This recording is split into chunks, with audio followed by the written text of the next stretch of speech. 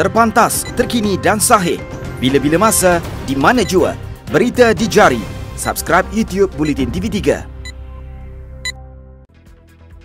Buletin pagi 19 September bersama saya Azaria Tagaya. Tajuk utama pagi ini. Saya board member Ayupa.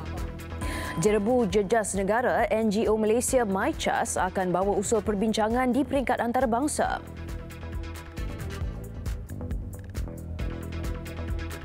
Elak penyelewengan, Muhyiddin Yassin akan panggil kepimpinan agensi di bawah KDN bincang kaedah perketat SOP.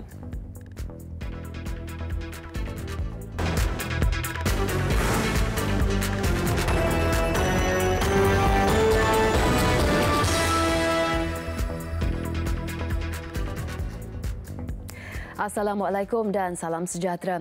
Buletin pagi dimulakan dengan perkembangan jerebu. Kebanyakan kawasan di Pulau Pinang mencatatkan indeks pencemaran udara IPU secara purata 150 ke atas setakat pagi ini. Paling teruk terjejas Balik Pulau yang mencatatkan bacaan sangat tidak sihat 218. Dan bagi mengikuti perkembangan keadaan jerebu di Pulau Pinang, kita bersama Selvam Arjunan. Boleh kongsikan maklumat yang diperolehi setakat ini, Selvam? Terima kasih Azaria ya. Keadaan jerebu di Pulau Pinang pada hari ini masih kekal pada tahap sangat tidak sihat dan tidak sihat. Bagaimanapun berbanding dengan semalam, hanya kawasan Balik Pulau mencatatkan tahap sangat tidak sihat pada hari ini. Apapun bacaan indeks pencemaran udara IPU yang menunjukkan keadaan bertambah baik, yang menunjukkan tren menurun sejak pagi tadi, di mana pada jam 9 pagi tadi IPU mencatatkan bacaan 210. Berbanding semalam, Balik Pulau mencatatkan bacaan tertinggi iaitu 264 pada jam 3 petang semalam. Kawasan Minden di bahagian pulau yang turut mencatatkan tahap sangat tidak sihat semalam juga bertambah baik pada hari ini kepada tahap tidak sihat pada bacaan 174 pada jam 9 pagi tadi. Manakala Seberang Perai dan Seberang Jaya yang hampir mencatat tahap sangat tidak sihat semalam juga bertambah baik pada hari ini dengan bacaan 133 dan 142 masing-masing. Sementara itu, di lapangan terbang antarabangsa Pulau Pinang di mana saya berada sekarang ini yang turut terletak di kawasan Balik Pulau, operasinya juga terjejas akibat fenomena jerebu semalam. Sebanyak pengurusan lapangan terbang memaklumkan sebanyak 4 penerbangan termasuk 3 penerbangan antarabangsa terpaksa dibatalkan akibat jerebu semalam, manakala 14 penerbangan lagi terpaksa dilencongkan ataupun dilewatkan akibat jerebu. Ia kerana penglihatan terhad kepada 1,500 meter di landasan menyebabkan tindakan itu diambil. Walau bagaimanapun, keadaan dilihat lebih baik pada hari ini di mana penumpang-penumpang yang saya sempat bertemu sebentar tadi mengharapkan cuaca lebih baik pada hari ini dan mengharapkan tiada gangguan pada penerbangan pada hari ini. Dan sementara itu, seperti diumumkan oleh Kementerian Pendidikan Malaysia semalam, kesemua 398 sekolah di Pulau Pinang diarah ditutup selama 2 hari iaitu pada hari ini dan esok. Dan itu sahaja laporan saya dari Pulau Pinang. Kita kembali ke Sri Pentas, Azaria. Baik, terima kasih Selvam dari Pulau Pinang. Seterusnya, semua sekolah dan tadika di Pulau Pinang, Putrajaya, Kuala Lumpur dan Selangor akan ditutup selama 2 hari bermula hari ini. Menteri Pendidikan Dr. Mazli Malik berkata guru-guru di sekolah terjejas juga diberi pilihan untuk dibenarkan bekerja sama ada di rumah atau di sekolah. Malah pengetua dan guru besar juga boleh mengumumkan penutupan sekolah sekiranya keadaan jerebu semakin teruk berdasarkan trend indeks pencemaran udara IPU hari berkenaan. Pengetua dan guru besar boleh mengumumkan penutupan sekolah sekiranya pada pandangan mereka keadaan jerebu semakin teruk dan berdasarkan trend bacaan IPU pada hari tersebut. Maksudnya diberikan kuasa kepada pengetua dan guru besar. Jikalau mereka lihat walaupun 180, 190 tapi dilihat trend semakin meningkat, mereka diberikan kuasa untuk mengumumkan penutupan sekolah. Begitunya sekiranya sekolah diumumkan tutup setelah pengajaran dan pembelajaran berjalan murid-murid masih boleh berada di sekolah dan PDP akan berjalan seperti biasa sehinggalah waktu bersekolah bagi sesi tersebut. Kecuali kalau mak bapak ingin mengambil pulang, mereka dibenarkan. Semua pengumuman penutupan sekolah juga, kata beliau, akan dibuat setiap hari iaitu selewat-lewatnya pukul 6 petang.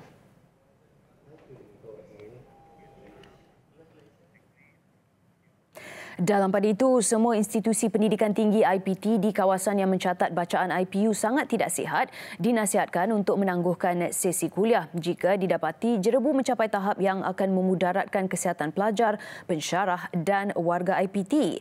Jabatan Pendidikan Tinggi dalam satu kenyataan memaklumkan pihaknya mengambil cakna tentang bacaan IPU yang semakin meningkat ke paras sangat tidak sihat dengan bacaan melebihi 200 di beberapa negeri.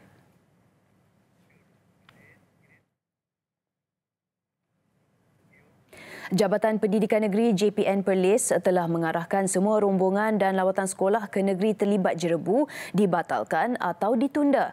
Pengarahnya Izmi Ismail berkata arahan pembatalan itu membabitkan rombongan dan lawatan yang dilakukan dalam masa terdekat. Menurut Izmi, kelonggaran hanya akan diberikan sekiranya aktiviti lawatan itu tidak melibatkan kawasan yang terbuka. So kalau kita tengok hari yang dia nak pergi itu memang ada begitu, kita nasihatkan. Kadang-kadang begini, mereka telah membuat persediaan yang begitu rapi. So mungkin kita suruh alihkanlah. Macam tadi saya sebut, kita pergi kepada dalam bangunan. Maksud dia masih lagi kawal lah. So apapun keselamatan pelajar mesti diutamakan. Beliau berkata demikian ketika diminta mengulas mengenai keselamatan pelajar ketika cuaca berjerebu. Izmi ditemui pada karnival syoknya Sains, Teknologi, Kejuruteraan Matematik, STEM dan Inovasi peringkat kebangsaan di Sekolah Kebangsaan Jejawi, Kangar. Menurut Izmi lagi, setakat ini tiada sekolah yang ditutup di Perlis. Bacaan Indeks Pencemaran Udara IPU di Perlis adalah antara kategori baik dan sederhana sejak 3 hari lalu.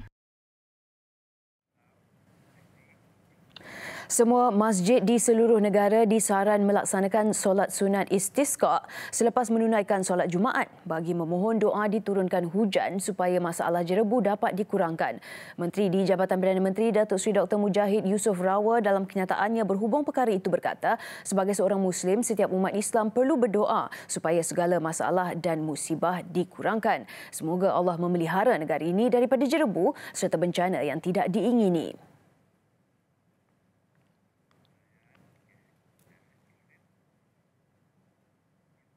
Ini pula nasib lebih 8,000 nelayan di Pantai Perak yang terjejas akibat jerebu.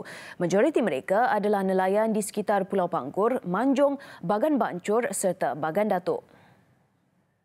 Menurut Pengerusi Jawatan Kuasa Kemudahan Awam dan Infrastruktur Pertanian dan Perladangan Negeri Abdul Yunus Jamahri, antara puncanya ialah kerana jarak pandangan yang terhad selain tidak dilengkapi dengan sistem pengesanan global GPS. Tambahnya, keadaan jerebu boleh menyebabkan berlakunya kemalangan di laut serta kerosakan peralatan, terutama pukat hanyut yang mungkin dilanggar oleh bot nelayan lain.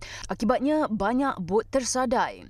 Di sesetengah tempat, ada di antara nelayan terbabit tidak turun ke laut sejak 4 hari lalu. Keadaan diumpamakan seperti ketika mereka berdepan musim hujan lebat dan laut bergelora. Sektor lain yang turut terjejas akibat jerebu termasuk pertanian dan pembinaan. Isu jerebu serantau yang masih tidak berkesudahan bakal menjadi fokus perbincangan di peringkat antarabangsa. Usul itu akan dikemukakan Wakil NGO Forum Udara Bersih Malaysia, MyChas, dalam persidangan Kesatuan Dunia Udara Bersih IUPPA di Istanbul, Turki pada Ahad ini. MyChas yang dianggotai kira-kira 300 ahli akademik, penyelidik dan wakil industri mahukan penyelesaian jangka panjang dibincangkan di peringkat antarabangsa. Presidennya Dr. Nur Zaitun Yahya berkata perkara itu perlu dilakukan selain mengambil pendekatan diplomasi bersama negara jiran bagi menangani punca jerebu rentas sempadan. Tetapi jika perkara itu berlaku di luar daripada boundary Malaysia, dia di luar daripada kita punya undang-undang, memang dia tertakluk pula pada undang-undang Indonesia, negara tersebut, dan juga atau dia tertakluk pada undang-undang antarabangsa, which undang-undang antarabangsa ini yang masih belum lagi ada saya rasa begitu kemas untuk sehingga boleh bagi contoh negara jiran misal kata saman kata-kata saman negara yang memberi kesan kepada isu pencemaran udara atau sebarang isu yang berkaitan dengan alam sekitar. Beliau yang juga pencarah kanan Fakulti Teknologi Kejuruteraan dan Informatik Universiti Malaysia Terengganu UMT menyifatkan situasi jerebu kali ini paling teruk berbanding jerebu pada 2015. Pencemaran itu memberi kesan kepada rakyat termasuk peningkatan kos kesihatan, mengganggu sesi persekolahan serta menjejaskan ekonomi negara terutama pelancongan. Justru katanya negara anggota ASEAN juga perlu segera melaksanakan mekanisme sedia ada bagi menangani masalah itu. Semua kepimpinan dan pegawai kanan yang menguruskan agensi utama di bawah Kementerian Dalam Negeri seperti Jabatan Imigresen dan Jabatan Pendaftaran Negara akan dipanggil dalam satu pertemuan. Menterinya Tan Sri Muhyiddin Yassin berkata ia bertujuan untuk melihat secara lebih dekat berkaitan proses dan prosedur operasi standard SOP yang perlu diperketat serta langkah lain yang sewajarnya untuk mengelak penyelewengan atau tindakan tidak bertanggungjawab oleh pegawai. Supaya tak membawa. Beliau berkata pertemuan itu akan diadakan sekembalinya beliau ke tanah air selepas selesai melakukan lawatan kerja ke Amerika Syarikat. Tan Sri Muhyiddin menyifatkan kes penyelewengan membabitkan pegawai dan kaki tangan yang dilaporkan berlaku amat serius dan pihaknya tidak akan berkompromi. Mengambil contoh, seorang penolong pengarah Jabatan Pendaftaran Negara dan 5 individu lain didakwa di Georgetown baru-baru ini atas 32 pertuduhan berhubung sindiket pengeluaran dan penjualan sijil kelahiran serta kad pengenalan secara tidak sah kepada warga asing. Kemarin, Ketua Pengarah Imigresen Datuk Khairul Zaimi Daud pula mengesahkan seorang pegawainya ditahan kerana disyaki terbabit dalam kegiatan pemalsuan cop keselamatan jabatan itu. Beliau menggesa kaki tangan KDN dan agensinya mengambil iktibar daripada apa yang berlaku dengan memastikan mereka menjalankan tugas dengan penuh tanggungjawab.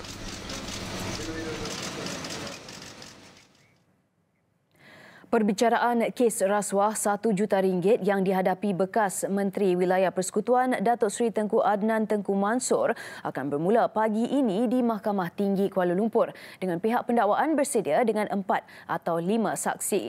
Perbicaraan dijangka berlangsung di hadapan Hakim Muhammad Nazlan Muhammad Ghazali. Dan bagi mendapatkan butiran lanjut, kita terus bersama wartawan Hamdi Fahmi Muhammad Zaki. Fahmi, bagaimana situasi di sana? Terima kasih Azaria di Sri Pentas. Seperti yang dimaklumkan, saya kini berada di Kompleks Mahkamah Kuala Lumpur di Jalan Duta ini bagi mengikuti perkembangan kes membabitkan rasuah RM1 juta yang membabitkan bekas Menteri Wilayah Persekutuan Datuk Seri Tengku Adnan Tengku Mansor yang akan bermula hari ini. Datuk Seri Tengku Adnan Tengku Mansor telah pun tiba di mahkamah sekitar jam 8.45 pagi tadi diiringi dengan beberapa keluarga beliau. Dan perbicaraan saya difahamkan baru sahaja berjalan sebentar tadi pada jam 9 pagi.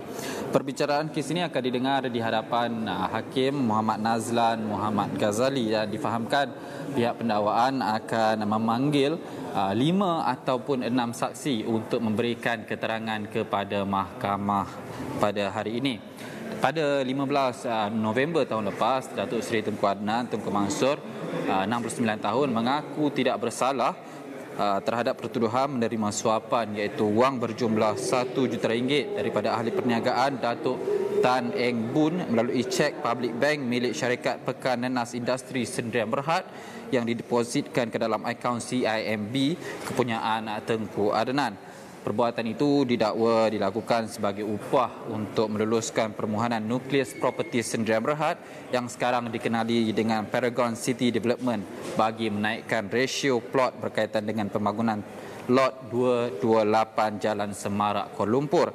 Kesalahan itu didakwa dilakukan di CIMB Bank Berhad, cawangan Pusat Dagangan Dunia Putra pada 27 Disember 2013. Mengikut pertuduhan Seksyen 16-A Akta Suruhanjaya Pencegahan Rasuah Malaysia 2009 yang memperuntukkan penjara sehingga 20 tahun dan denda tidak kurang 5 kali ganda daripada jumlah nilai suapan atau RM10,000 yang mana lebih tinggi jika sabit kesalahan.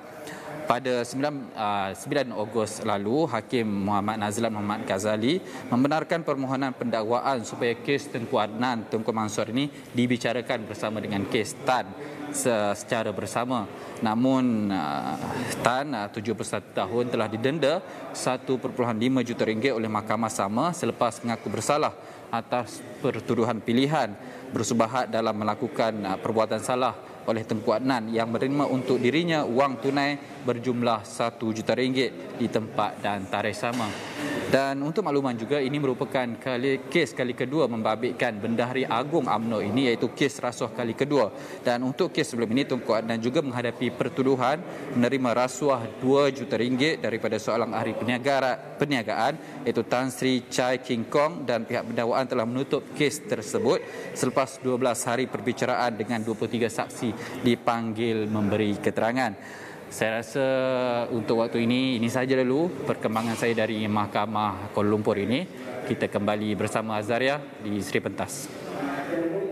Baik, terima kasih Fahmi atas laporan itu tadi. Selamat bertugas. Dan seterusnya, Kementerian Keuangan akan melunaskan pembayaran royalti minyak petroleum kepada negeri Kelantan sebagaimana yang telah dipersetujui sebelum ini. Timbalan Menteri Keuangan Dato' Amiruddin Hamzah berkata, pembayaran itu bergantung kepada pengurusan aliran tunai negara dan akan dilaksanakan apabila tiba masanya. Kita akan melaksanakan keputusan-keputusan yang telah dibuat itu. Jadi kadang-kadang ianya dia ada apa yang disebut sebagai cash flow management, pengurusan aliran tunai. Mungkin tak bayar bulan ni, dia bayar bulan depan, mengikut aliran tunai kita yang ada lah. Jadi apa yang due dan perlu dibuat dan ada keputusan dibuat oleh pihak kabinet ataupun Yang Amat Berhormat Perdana Menteri sendiri, Kementerian Keuangan akan akur dan kita akan laksanakannya. Beliau berkata demikian selepas merasmikan persidangan akaunten sektor awam kebangsaan ke-29 di Kota Baru. Sebelum ini, Kerajaan PAS Kelantan mendakwa bayaran royalti minyak masih tersangkut di Kementerian Keuangan. Untuk rekod, bayaran royalti petroleum kepada Kelantan diberi jaminan oleh Perdana Menteri untuk dilunaskan. Malah Kelantan juga sudah menarik balik saman dikemukakan terhadap Petronas dan Kerajaan Persekutuan berhubung perkara itu. Yang di-Pertuan Agong Al-Sultan Abdullah Riayatuddin Al-Mustafa Billah Shah berkenan berangkat ke Majlis Bacaan Yasin dan Solat Hajat di Masjid Istana Negara Ibu Negara semalam. Majlis diadakan bersempena sambutan Hari Pahlawan 2019 itu turut dihadiri Perdana Menteri Tun Dr. Mahathir Mohamad termasuk beberapa Menteri Kabinet. Turut mengiringi keberangkatan baginda ke majlis ini ialah Raja Permaisuri Agong Tunku Azizah Aminah Maimunah Iskandariah. Majlis Bacaan Yasin dan Solat Hajat dipimpin oleh Imam Besar Masjid Negara Tan Sri Sheikh Ismail Muhammad yang dimulakan dengan solat Maghrib diikuti solat Hajat, bacaan Yasin dan solat Isyak. Jabatan Perdana Menteri semalam memaklumkan istiadat perbarisan sempena sambutan Hari Pahlawan 2019 yang ditetapkan hari ini di Dataran Pahlawan Negara di Putrajaya ditangguhkan. Ya, berikutan keadaan jerebu yang mencatatkan bacaan IPU sangat tidak sihat.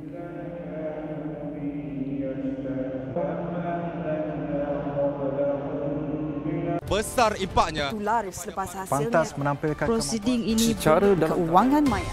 Berita di jari. Subscribe YouTube Bulletin TV3. Kembali dengan laporan antarabangsa. Sebuah pesawat kargo Indonesia dilaporkan terputus hubungan dengan kawalan trafik udara semalam. Pesawat Twin Otter DHC-6400 dilaporkan berlepas dari Bandar Timika pada jam 10.39 pagi semalam waktu tempatan. Pesawat terbabit menghala ke Ilaga, iaitu sebuah kawasan pergunungan di wilayah timur terpencil di Papua. Bagaimanapun, pesawat yang dijangka tiba 50 minit selepas berlepas itu tiba-tiba terputus hubungan. Setakat ini, operasi mencari dan menyelamat pesawat yang membawa 3 kru dan seorang penumpang beserta 1.7 tan beras itu sedang dipergiatkan.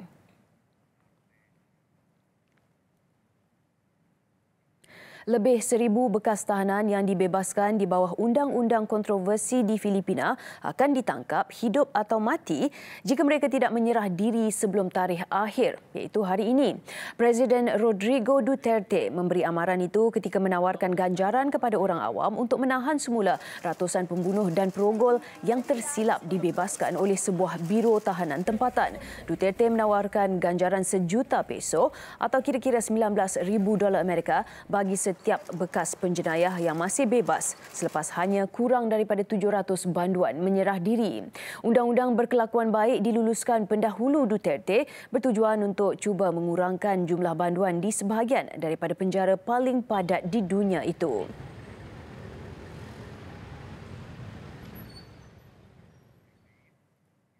Kementerian Pertanian Korea Selatan mengumumkan kes pertama wabak demam selsema khinzir Afrika di negara itu. Ia selepas 5 ekor khinzir dilaporkan mati di sebuah ladang ternak di Paju. Bagaimanapun, kementerian berkenaan memaklumkan masih terlalu awal untuk mengesahkan jika kes itu berpunca daripada Korea Utara. Sementara itu, sebanyak 3,950 ekor khinzir dari 3 ladang di Paju terpaksa dimusnahkan. Virus demam selsema khinzir Afrika tidak berbahaya kepada manusia tetapi boleh menyebabkan kematian kepada binatang.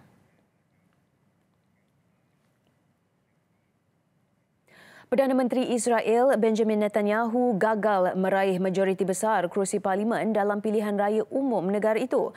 Media tempatan melaporkan parti Likud Netanyahu dan parti Biru dan Putih pimpinan Benny Gantz masing-masing meraih 32 kerusi daripada 120 kerusi parlimen yang dipertandingkan dengan lebih 90% undi dihitung. Parti Yisrael Beitenu di bawah pimpinan Avigdor Lieberman pula meraih 9 kerusi. Parti Sekular Nasionalis Lieberman dijangka menjadi pencatur utama dalam perbincangan pembentukan kerajaan perpaduan. Keputusan pilihan raya itu menimbulkan persoalan mengenai masa depan politik Netanyahu. Kegagalan Netanyahu yang juga berdepan dakwaan rasuah untuk memimpin kem sayap kanan Israel bagi meraih kemenangan dijangka menggugat kedudukannya. Besar impaknya. Tular selepas hasilnya. Pantas menampilkan prosiding ini secara keuangan maya. Berita di jari. Subscribe YouTube Bulletin TV3. Baik, sekian paparan Buletin Pagi. Ikuti platform digital dan media sosial Buletin TV3 untuk perkembangan berita terkini. Saya Zaria Tagaya. Salam hormat.